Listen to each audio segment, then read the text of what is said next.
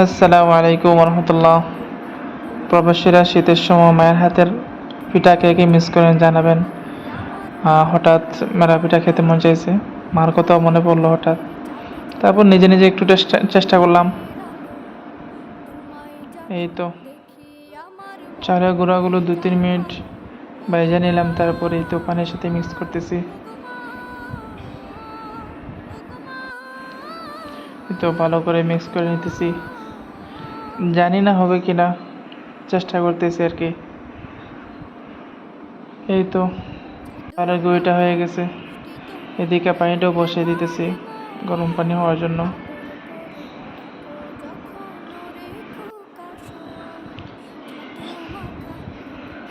অনেক চেষ্টা করার পর মানে পারতেছি না, তারপর বাড়িতে ফোন দিলাম দেশে, তারপর দেখাই দিল কিভাবে বলতে হয়।